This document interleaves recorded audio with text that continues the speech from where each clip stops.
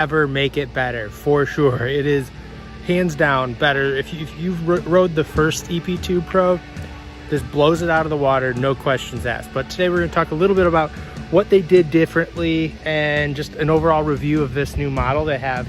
Now, this one's fast, so let's talk about it.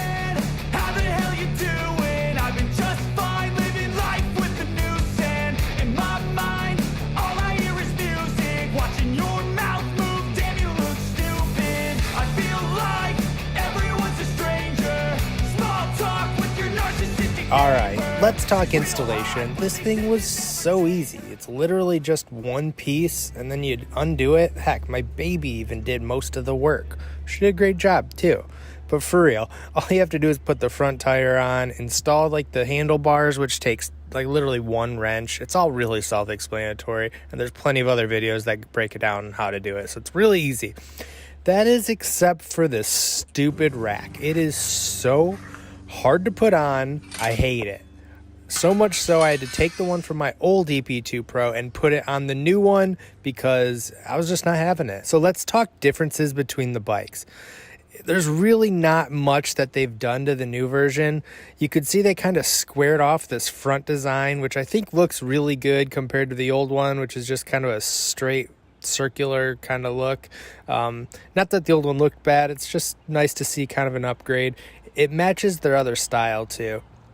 They look really good together. The other big difference that's not the best is the wheels. I feel like they are a little bit cheaper. See on the new one how they're kind of like this curved, thinner metal design. And maybe it's more aerodynamic or, you know, stronger in some ways, but it just does seem a little bit cheaper. But other than that, there's not much changes. Now the seat actually is different. And even though the old one looks like it might be nicer, I actually think the new one looks and feels a little bit better. It's a little more cushy. But other than that, yeah, it's literally just a battery upgrade, and it is worth it, let me tell you. All right, this is the part where I go over the bike and tell you what I like and what I don't like. It looks so small in my phone's camera lens right now. It's a pretty big bike. That being said, the riding geometry, you're pretty smushed in there. It's not like aggressive or off-road or anything. It's comfortable though, don't get me wrong. It's just fine. You're gonna want to tinker with the handlebar height, the seat height a little bit to get it kind of dialed in. But anyway, back to the parts here. Let's start with the brakes. We got mechanical, not hydraulic, very cheap, no name, but they do the job. They stop the bike, and that's all that you want to make sure. My suggestion is maybe get new pads in here because the brakes are fine, but if you get like what's called there's either resin pads or metallic pads. Metallic pads on an e-bike I prefer, actually. I've put it in a couple of my e-bikes. Now there's a downside though. First of all, you're gonna get way better stopping power, which you want when you're going at speeds of 20 miles per hour or more. However, you'll wear them out a little bit faster. So it's kind of a give and a take, but I do recommend checking out some mechanical brake pads. They're real easy to change too, especially on these mechanical. So that's the brakes. Again, they're kind of whatever. Kickstand, kind of whatever. We don't need to talk about that. This rack, you already heard me whine about it. It's on. Once it's on, it's sturdy. It's versatile. You know, it's great that it even comes with a rack. There's a lot of e-bikes that'll make you pay more for that. So I guess I shouldn't complain too much, but hey, I hated putting it on. The fender, luckily this one came on. I never put fenders on my e-bikes.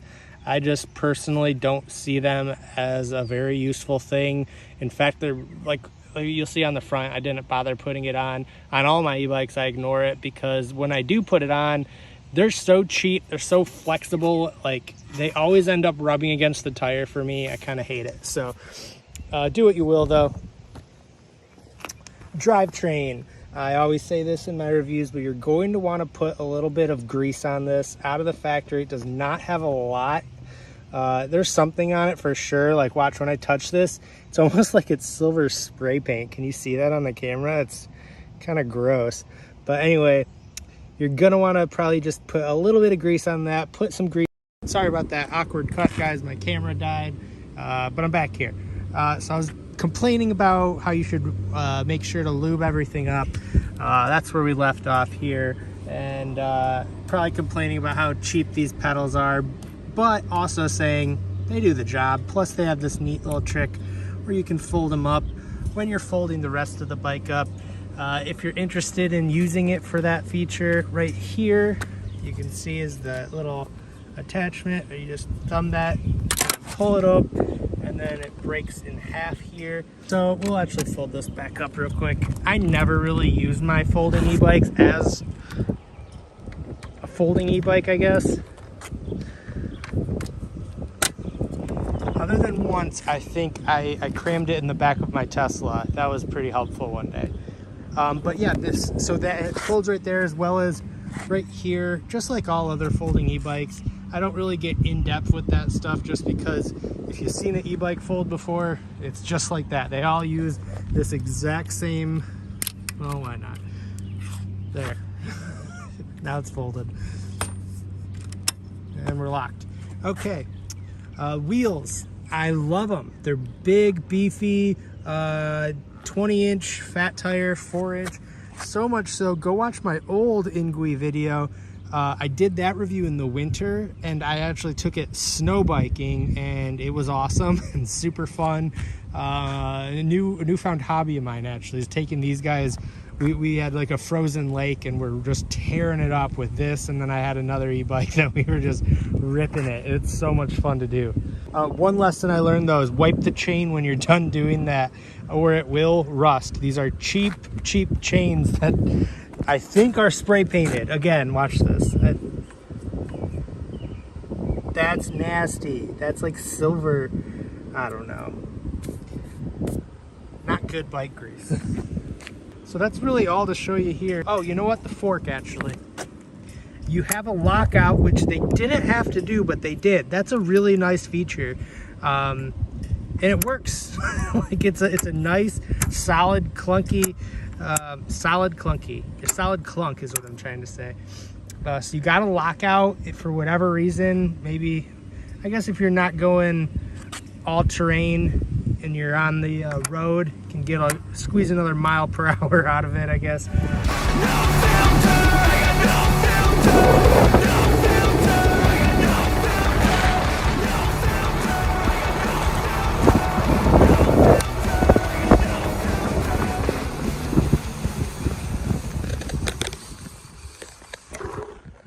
Okay, let's change this to miles per hour. So holding the plus and minus with 2 fingers will open up this menu area. Okay, so we go to UN for units. We press this side button here. We press up again to go to miles per hour, and then I press the side button again to save it.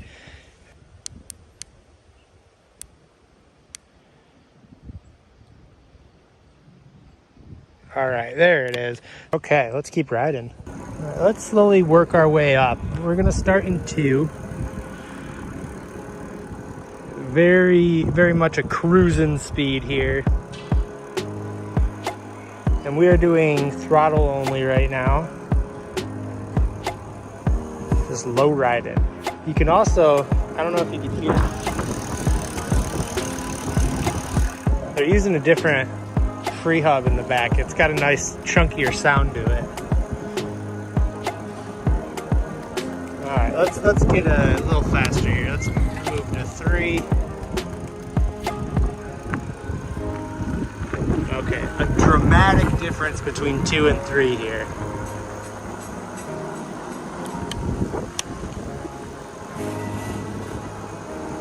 A little bit of torque there too.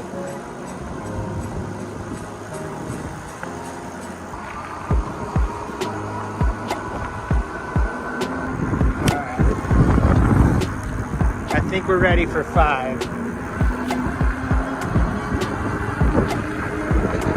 Oh yeah.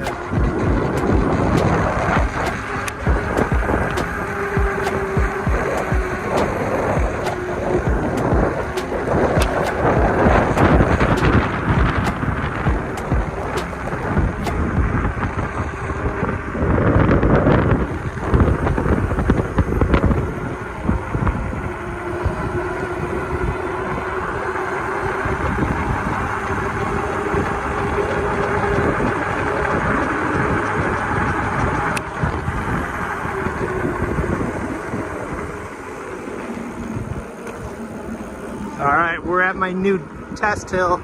This thing's pretty steep. Let's see what we got.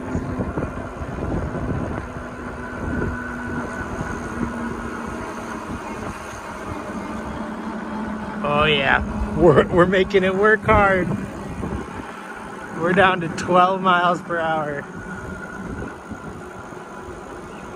Oh, it's so steep right here too. I know it doesn't look it in the video, but it's a pretty significant grade.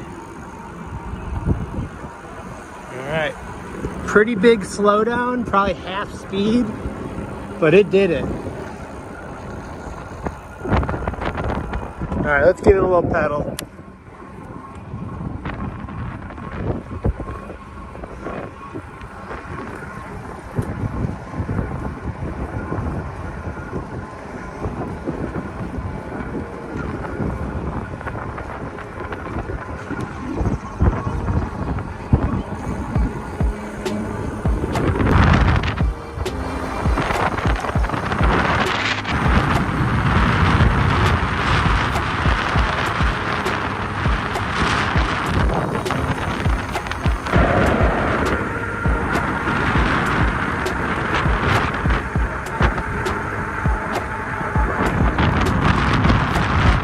All right, let's talk some final thoughts here and what I think about this new EP-2Pro. EP-2Pro. Anyway, I really like it. I'm super surprised just because how the version before this was. They truly, man, my hair's a mess. Sorry, I look like a disaster. Ew. The difference of this thing and the last version is night and day. I felt like the other thing was fine, but it didn't have that power that I was like used to in other e-bikes I ride. This thing has that. It's nothing like groundbreaking, but like I said, you saw in the footage, well, I gotta say the speedometer is actually pretty accurate. I rode by two city operated speed trap signs or whatever, where they tell it like warning, they tell you you're going fast, and it was like always within just like a 1 mile per hour, so pretty accurate, which I can't say for most e-bikes I try. Anyway, it's great. It was really exceeded my expectations, and it was a fun to ride. It checks all the boxes for a folding bike, so it doesn't really matter what you're comparing it to. It's in a similar price range, so really would I like recommend it over something like the Ratten LM750 or that's a tough one because they're both really close in price. I've been more of a fan of Ratten. It's hard to say, but this one is better now. If this upgrade didn't come out, I would pick the Ratten just all day long. But now it's a tough decision, and like the electric and bikes like that, it gets tough because technically this has got a better motor, it's got a couple better features, so it's a tough decision on like where it ranks. Maybe we'll do that in another video, but you can't go wrong. If you're considering this and you think it'll work, I'm here to say, yeah, it'll probably work.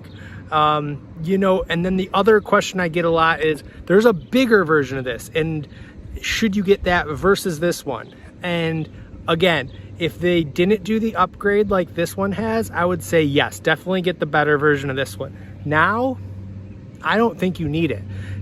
What does the other one have? It has rear suspension. It has hydraulic brakes instead of these mechanical brakes. Just like kind of nicer quality materials. I think it has an air fork instead of this spring fork.